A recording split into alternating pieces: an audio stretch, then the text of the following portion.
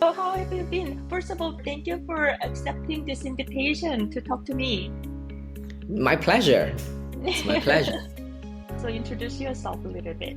Well, I'm Nicolas. I'm from Shanghai, China. I was a product manager, client manager, and currently I work for myself. I have a studio where I organize different events, book clubs, and also focus group for different sessions. For example, sometimes meditation, sometimes book club, everything around that.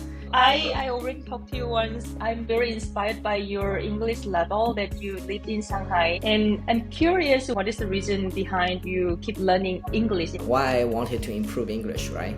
Yeah. It started from the idea that every Chinese student, they have at least like 7 years in English learning, at least.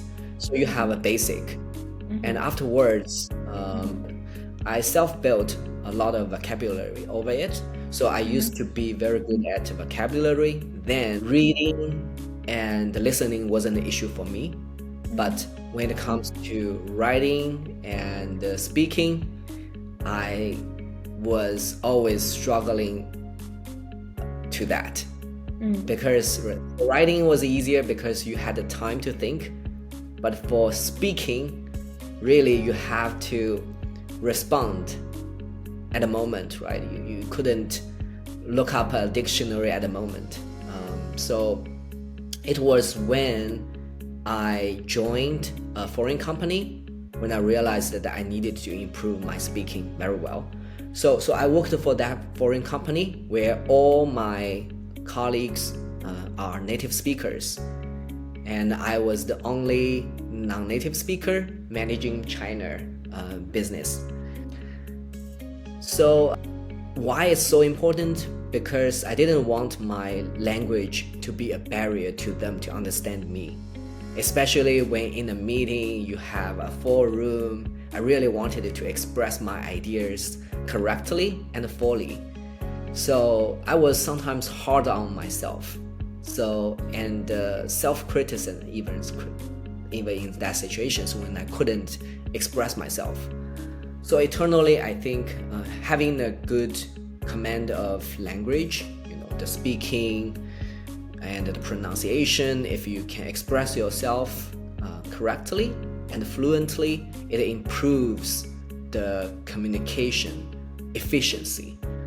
And it will have a good image. And externally, especially when coming to a client's meeting, having a very good accent and pronunciation and fluency will really project a good image to the clients and sometimes build trust from the first moment, right? First impression. Right. So that's the key 2 reasons that I decided to improve my speaking. I committed myself to do that. Yeah. So next question is how did you get there? What helped you? So what really worked for me was that I committed myself to talk to native speakers almost like every day.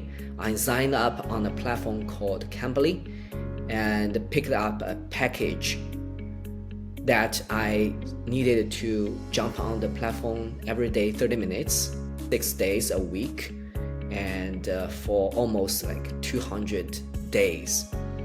That really helped me a lot. It started with basic conversations to get myself comfortable talking to foreigners like you. And the help was that the encouragement from the speakers, from the tutors, because I saw that from their body language, from their facial expressions, I know that I got my ideas across, and sometimes I get their feedback to pick up on how I can speak the same concept, because they sometimes will feedback with the same thing that I said. So this is a great process. It's like babies that when you speak something, they're not judgmental and I'm not critical to myself, so I get comfortable, and I got people on the other side knowing that I'm practicing English. If I look back, these are the two things. First is I got comfortable and I got feedback from the other side.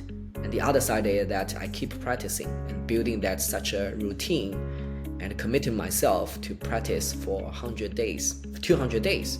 And then I jumped on Launch Club when I got confident enough. And then I met you and all the other peoples. And then I realized that I'm getting better every day. So it became a habit for me to practice. When you were talking to native speaker, do you prepare for the talk or you just jump into the talk? No, I never prepare. It's Okay. that's why I said it's similar to like a children learning language. I never prepared. It's all impromptu with different topics, and then I just communicate. And never have a real agenda at all. So I understand that once you talk to like maybe not 200 different native speaker, but maybe a lot of different type of native speaker, you feel comfortable. That part I can understand. Do they correct you if you make mistake? Not really. I think usually I will tell them about my objective. The objective was to improve my fluency. If they could understand me, they will keep the conversation going. Only when they couldn't understand me, I will read their expressions, and sometimes they give me the feedback. They gave me the feedback, and then we will try to correct, or sometimes to make my points more clear. That's how it works. It's more about the conversation. It's just keep the conversation going. I think it's keep the flow. Sometimes just to keep the flow, the natural conversation, and without the urge to apply what I have learned. It's just a natural conversation. I see. So because you already have a good vocabulary and then like reading skills, so you have a basic English, not basic, but maybe advanced English skill. The problem with you was to use those knowledge to really use in the conversation. But this type of a practice help you to actually use what you know and then can feel comfortable in a real life situation. Yeah, that sounds great. I think your story is very appealing to many people. Yeah, and I can understand. For me, because my husband is American, so I don't have to feel comfortable anymore to talk to. But also because you mentioned that you can choose different native speaker, then maybe Yes. that's kind of a good practice. Like you maybe I feel always comfortable talking to my husband in English, and I make mistake. I don't even be conscious about mistake. But when you talk to the new people, that part itself another practice. So yeah. Do you do other things like try to read articles in English in order to get more expression and idioms and stuff? Yes, I think I am naturally attracted to all these knowledge-related videos on YouTube. So I watched a lot, sometimes even the comedies. And then I see. In English. in English, yes. I see. Always. I see. Yeah, that's great. I think I have enough the great stuff from this conversation, and I really enjoy talking with you. And it's very motivating. Is there anything else you wanna share? Like you kind of thought about to I share? want to help you a little bit, because I think when I was practicing back that time, there wasn't at least, no one really knows there are some AI tools that can help us to learn English well.